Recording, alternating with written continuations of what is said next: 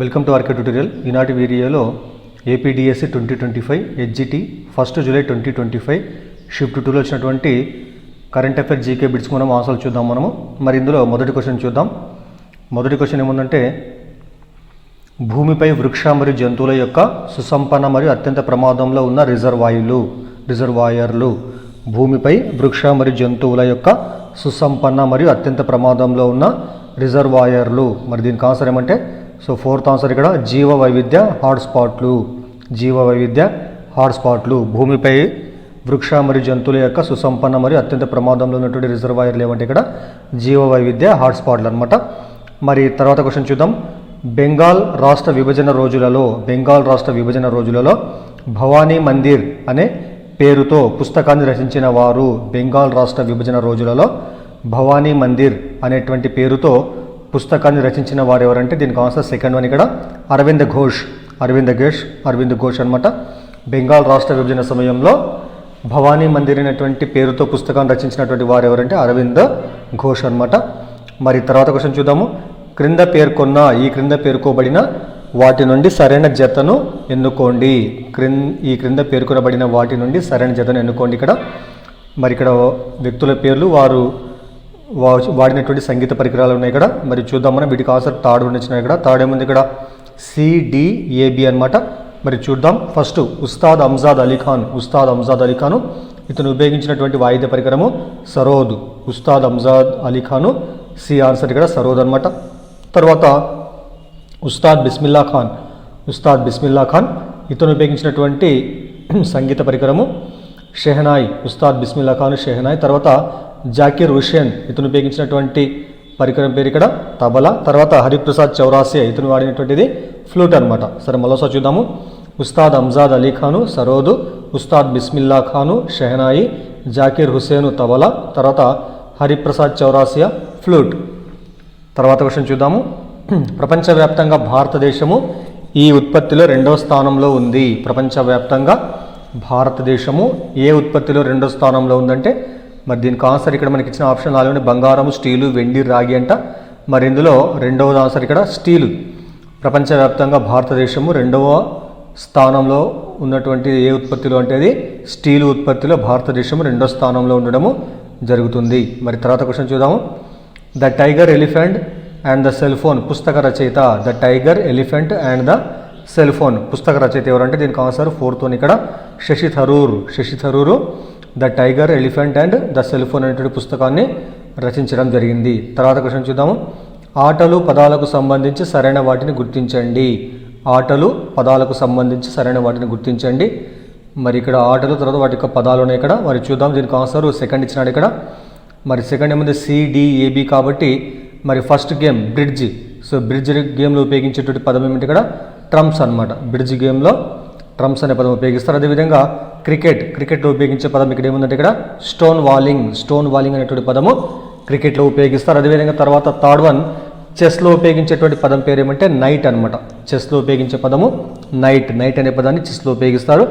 మరి టేబుల్ టెన్నిస్లో ఉపయోగించేటువంటి పదం పేరు ఇక్కడ పెన్ హోల్డ్ అనేటువంటి పదాన్ని టేబుల్ టెన్నిస్లో ఉపయోగించడం జరుగుతుంది అనమాట. సో ఇవి దీనికి ఆన్సర్లు అవుతున్నాయి. మరి తర్వాత క్వశ్చన్ చూద్దాం. ఆర్మ్డ్ ఫోర్సెస్ వాటి స్థాపనకు సంబంధించి సరైన సమాధానం గుర్తించండి. ఆర్మ్డ్ ఫోర్సెస్ వాటి స్థాపనకు సంబంధించి సరైన సమాధానం గుర్తించండి. మరి ఇక్కడ ఫోర్సెస్, తర్వాత వాటి యొక్క స్థాపన సంవత్సరాలు ఉన్నాయి ఇక్కడ. చూద్దాం. వీటికి ఆన్సర్ ఏంటి ఇక్కడ థర్డ్ వన్ ఇక్కడ మరి BCDA అంటే చూద్దాం. ఇక్కడ మనం ఫస్ట్ ఏముంది ఇక్కడ సెంట్రల్ రిజర్వ్ పోలీస్ ఫోర్స్. దీన్ని ఏర్పాటు చేసినటువంటి సంవత్సరం 1939వ సంవత్సరము. సెంట్రల్ రిజర్వ్ పోలీస్ ఫోర్స్ను 1939 ఏర్పాటు చేయడం జరిగింది. అదేవిధంగా ర్యాపిడ్ యాక్షన్ ఫోర్స్ను దీన్ని 1992లో, సో 1992లో ఏర్పాటు చేయడం జరిగింది. అదేవిధంగా third one commando battalion for resolute action దీన్ని 2008లో ఏర్పాటు చేయడం జరిగింది. అదేవిధంగా సెంట్రల్ ఇండస్ట్రియల్ సెక్యూరిటీ ఫోర్స్ దీన్ని 1969లో ఏర్పాటు చేయడం జరిగింది అనమాట. సో ఇది దీనికి అవసరం అవుతుంది. మరొకసారి చూద్దాము. Central reserve police force 1939, rapid action force దీన్ని 1992లో, తర్వాత కమాండో బెటాలియన్ ఫర్ రిసల్యూట్ యాక్షన్ దీన్ని 2008లో, తర్వాత సెంట్రల్ ఇండస్ట్రియల్ సెక్యూరిటీ ఫోర్స్ దీన్ని 1969లో ఏర్పాటు చేయడం జరిగిందనమాట. మరి తర్వాత క్వశ్చన్ చూద్దాము. ప్యారిస్ ఒలింపిక్స్ 2024కు ప్యారిస్ ఒలింపిక్స్ 2024కు సంబంధించి సరైన సమాధానం గుర్తించండి. సరైన సమాధానం గుర్తించండి. మరి దీనికి ఆన్సర్ ఇక్కడ మనకు 4th వన్ ABCD ఇచ్చినటువంటి 4 స్టేట్మెంట్లు కూడా సరైనవంటే చూద్దాం మనము. మరి ప్యారిస్ ఒలింపిక్స్ 2024కు సంబంధించి సరైన అంశాలు ఇక్కడ ఏమనంటే ఫస్ట్ వన్ 754 పోటీ సెషన్లు, 5084 754 పోటీ సెషన్లు, అదేవిధంగా 5084 పథకాలు ఈ గేమ్స్లో అనమాట. 5084 పథకాలు. తర్వాత సెకండ్ వన్ వచ్చి ఇక్కడ బీచ్ ఇక్కడ లింగ సమానత్వాన్ని 100% అనుసరించినటువంటి తొలి ఒలింపిక్స్. లింగ సమానత్వాన్ని 100% అనుసరించినటువంటి తొలి ఒలింపిక్స్ కూడా ప్యారిస్ ఒలింపిక్స్ 2024. అదేవిధంగా సి ఫ్రీజియన్ టోపీ ఈ క్రీడల యొక్క మస్కట్ అనమాట. అదేవిధంగా తర్వాత భారతదేశం మొత్తం 6 పథకాలు సాధించింది. సో ఈ 4 ABCD అన్నీ కూడా ఇక్కడ సరైన అంశాలు కావడం జరుగుతుందన్నమాట. మరి నెక్స్ట్ క్వశ్చన్ చూద్దాము. T20లలో అత్యధిక వ్యక్తిగత స్కోరు సాధించిన భారత బ్యాట్స్మెన్గా రికార్డుకు ఎక్కినటువంటి వారు ఎవరు? మరి దీనికి ఆన్సర్ సెకండ్ ఇచ్చినాడు ఇక్కడ అభిషేక్ శర్మ. T20లలో అత్యధిక వ్యక్తిగత స్కోరు సాధించినటువంటి భారత బ్యాట్స్మెన్గా రికార్డుకి ఎక్కినటువంటి వారు ఎవరంటే అభిషేక్ శర్మ. మరి తర్వాత క్వశ్చన్ చూద్దాము. నెక్స్ట్ క్వశ్చన్ 2025-26 ఆర్థిక సంవత్సరంలో రక్షణ రంగానికి కేటాయించినటువంటి బడ్జెట్ విలువ. 2025-26 ఆర్థిక సంవత్సరంలో రక్షణ రంగానికి కేటాయించిన బడ్జెట్ ఎంత అంటే ఇక్కడ దానికి విలువ 6.81 లక్షల కోట్లు. సో 4th ఆన్సర్ ఇక్కడ 6.81 lakhs crores అనమాట. ఇక్కడ 6.81 లక్షల కోట్లను 2025-26 సంవత్సరంలో ఆర్థిక సంవత్సరంలో రక్షణ రంగానికి కేటాయించడం జరిగిందనమాట బడ్జెట్లో. తర్వాత క్వశ్చన్ చూద్దాము. గ్రహ శకలాన్ని గుర్తించి దానికి పేరు పెట్టేందుకు నాసా నుంచి అవకాశం పొందినటువంటి భారతీయ విద్యార్థి. గ్రహ శకలాన్ని గుర్తించి దానికి పేరు పెట్టేందుకు నాసా నుంచి అవకాశం పొందినటువంటి భారతీయ విద్యార్థి ఎవరంటే దీనికి ఆన్సర్ సెకండ్ ఇచ్చినాడు ఇక్కడ దక్ష్ మాలిక్ అనేటువంటి విద్యార్థి గ్రహ శకలాన్ని గుర్తించి దానికి పేరు పెట్టేందుకు నాసా నుండి అవకాశం పొందినటువంటి భారతీయ విద్యార్థి అనమాట. అతను దక్ష్ మాలిక్. మరి తర్వాత క్వశ్చన్ చూద్దాము. భారతదేశం బ్రహ్మపుత్ర నదిపై అరుణాచల్ ప్రదేశ్లోని ఈ ప్రాంతంలో 325 TMC సామర్థ్యంతో రిజర్వాయర్ నిర్మించనుంది.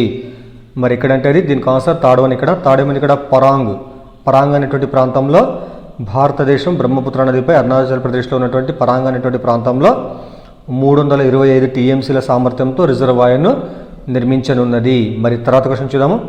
మన రాష్ట్ర రవాణా శాఖ ఏర్పడినటువంటి ఆటోమేటిక్ టెస్టింగ్ స్టేషన్ల ప్రధాన ఉద్దేశము. మన రాష్ట్ర రవాణా శాఖ ఏర్పడినటువంటి ఆటోమేటిక్ టెస్టింగ్ స్టేషన్ల ప్రధాన ఉద్దేశం ఏమంటే దీనికి ఆన్సర్ 4th ఇచ్చినాడు ఇక్కడ వాహనాలకు ఫిట్నెస్ సర్టిఫికేట్ జారీ చేయడం అనమాట. వాహనాలకు ఫిట్నెస్ సర్టిఫికేట్ జారీ చేయడం అనేటువంటిది ఆటోమేటిక్ టెస్టింగ్ స్టేషన్ల యొక్క ప్రధాన ఉద్దేశము. ఇది ఆంధ్రప్రదేశ్లో ఏర్పాటు చేయడం జరిగింది. మరి తర్వాత క్వశ్చన్ చూద్దాము. ఈ రాష్ట్ర పురావస్తు శాఖ యాంటిక్విటీ ఆఫ్ ఐరన్ అనే పుస్తకాన్ని విడుదల చేసి ఇనుపయుగం తొలుత ఇక్కడే ప్రారంభమైందని తెలిపింది. మరి దీనికి ఆన్సర్ ఏమంటే థర్డ్ ఇక్కడ తమిళనాడు అనమాట. తమిళనాడు రాష్ట్ర పురావస్తు శాఖ యాంటిక్విటీ ఆఫ్ ఐరన్ అనేటువంటి పుస్తకాన్ని విడుదల చేసి ఇనుపయుగము తొలుత ఇక్కడే ప్రారంభమైందని చెప్పడము లేక తెలపడము జరిగిందనమాట. మరి నెక్స్ట్ క్వశ్చన్ చూద్దాము. ప్రధానమంత్రి రాష్ట్రీయ బాల పురస్కార్ అవార్డు కింద 2024 సంవత్సరంలో సాహస బాలల అవార్డు పొందినది ఎవరు? మరి దీనికి ఆన్సర్ 4th ఇచ్చినాడు ఇక్కడ సౌరవ్ కుమార్ అనమాట. ప్రధానమంత్రి రాష్ట్రీయ బాల పురస్కార్ అవార్డు కింద 2024 సంవత్సరంలో సాహస బాలల అవార్డు పొందినటువంటి వారు ఎవరంటే సౌరవ్ కుమార్ అనమాట. తర్వాత క్వశ్చన్ చూద్దాము. క్రింది వాణిలో సరికాని వాక్యాన్ని గుర్తించండి. దీనికి ఆన్సర్ సెకండ్ ఇచ్చినాడు ఇక్కడ సెకండ్ సరికాని వాక్యం అనమాట. ఇక్కడ ఏమి ఇచ్చినాడు సెకండ్ వాక్యం అంటే 2025 సంవత్సరానికి BBC ఇండియన్ స్పోర్ట్స్ ఉమెన్ అవార్డును మీరాబాయ్ చాను పొందిందంటే ఇది రాంగ్ అనమాట. ఇది మరి మిగతావి 1, 3, 4 అన్నీ కూడా కరెక్ట్ కాబట్టి ఒకసారి చూద్దాం. అవి మనము సరైన వాక్యాలు ఇక్కడ 1, 3, 4 అనమాట. మరి ఫస్ట్ ఏమంది ఇక్కడ సురేఖ యాదవ్ వందే భారత్ నడిపినటువంటి మొదటి మహిళా డ్రైవరు. ఇది సరైన వాక్యం. అదేవిధంగా థర్డ్ వన్ కూడా ఎమ్మా స్టోన్ 2024 ఉత్తమ నటి ఆస్కార్ అవార్డు పొందింది. 2024 ఉత్తమ నటి ఆస్కార్ అవార్డు పొందినటువంటి వ్యక్తి ఎవరంటే ఉత్తమ నటి ఎవరంటే ఎమ్మా స్టోన్ అనమాట. తర్వాత ఓపెల్ సుచాత చువాంగ్ శ్రీ 2025 ప్రపంచ సుందరి కిరీటము పొందింది. ఓపెల్ సుచాత చువాంగ్ శ్రీ 2025 ప్రపంచ సుందరి కిరీటాన్ని పొందడం జరిగింది.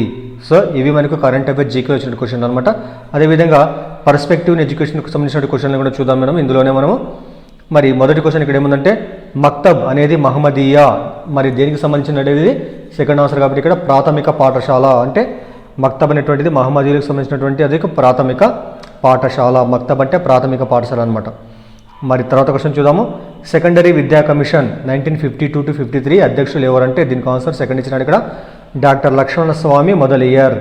సెకండరీ విద్యా కమిషన్ 1952-53 అధ్యక్షులు ఎవరంటే డాక్టర్ లక్ష్మణ స్వామి మొదలియార్ అనమాట.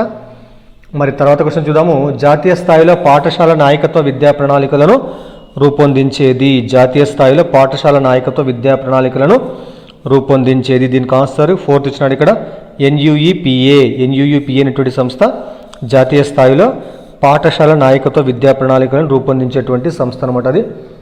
మరి తర్వాత క్వశ్చన్ చూద్దాము. ప్రకృతికవాద పాఠ్య ప్రణాళికలోని వీనికి ప్రాముఖ్యత ఉంటుంది. ప్రకృతికవాద పాఠ్య ప్రణాళికలో దేనికి ప్రాధాన్యత ఉంటుందంటే దీనికి ఆన్సరు సో ఫస్ట్ ఇచ్చిన AC అనమాట. ఏ అంటే ఏమైంది ఇక్కడ వర్తమానానికి ప్రాధాన్యత, అదేవిధంగా విజ్ఞాన శాస్త్రాలు కూడా ప్రాధాన్యత. AC కాబట్టి ప్రకృతికవాద పాఠ్య ప్రణాళికలో వర్తమానానికి ప్రాధాన్యత, అదేవిధంగా విజ్ఞాన శాస్త్రాలకు ప్రాధాన్యత ఉండడము జరుగుతుంది. మరి నెక్స్ట్ క్వశ్చన్ చూద్దాం. తర్వాత విద్యా హక్కు చట్టం 2009కి సంబంధించి ఆర్టికల్స్ మరియు వాటి శీర్షికల గురించి సరైన సమాధానం గుర్తించండి. విద్యా హక్కు చట్టం 2009కి సంబంధించి ఆర్టికల్స్ మరియు వాటి శీర్షికల గురించి సరైన సమాధానం గుర్తించండి. మరి ఇక్కడ ఆర్టికల్స్ తర్వాత వాటి యొక్క అంశాలు ఉన్నాయి ఇక్కడ. మరి చూద్దాం మనం. దీనికి ఆన్సర్ ఏమంటే ఫోర్త్ ఇచ్చినాడు ఇక్కడ ఆన్సర్ CDAB.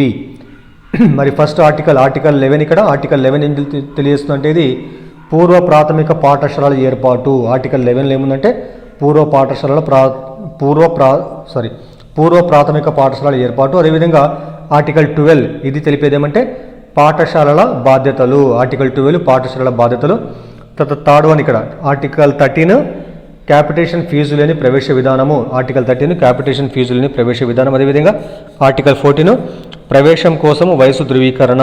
సో ఇవన్నీ కూడా తెలియజేస్తున్నాయి ఇక్కడ. మరోసారి చూద్దాము. ఆర్టికల్ 11 పూర్వ ప్రాథమిక పాఠశాలల ఏర్పాటు. ఆర్టికల్ 12 పాఠశాలల బాధ్యతలు. ఆర్టికల్ 13 క్యాపిటేషన్ ఫీజు లేని ప్రవేశ విధానం. అదేవిధంగా ఆర్టికల్ 14 ప్రవేశం కోసం వయసు ధృవీకరణ. మరి తర్వాత క్వశ్చన్ చూద్దాము. జాతీయ బాలల హక్కుల పరిరక్షణ సంఘము NCPCR మొదటి చైర్పర్సన్ ఎవరు? దీనికి ఆన్సర్ ఫస్ట్ వన్ ఇక్కడ శ్రీమతి శాంతా సిన్హా అనమాట. మరి NCPCR అంటే అర్థమైంది ఇక్కడ ఇచ్చినటువంటి ఇక్కడ national commission for protection of child rights. దీని యొక్క మొదటి చైర్మన్ ఎవరంటే శ్రీమతి శాంతా సిన్హా. తర్వాత క్వశ్చన్ చూద్దాము. NEP 2020 ప్రతిపాదించినటువంటి నూతన విద్యా నిర్మాణం. దీనికి ఆన్సర్ అంటే ఇక్కడ మీకు తెలిసిందే ఇది 5+3+3+4 సెకండ్ ఆన్సర్ కాబట్టి 5+3+3+4 అనమాట.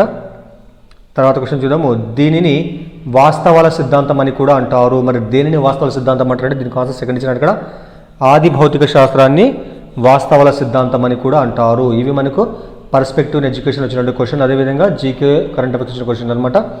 మీకు దయచేసి వీడియో ఉపయోగపడితే లైక్ చేయండి, అదేవిధంగా ఛానల్ని సబ్స్క్రైబ్ చేయండి. Thank you.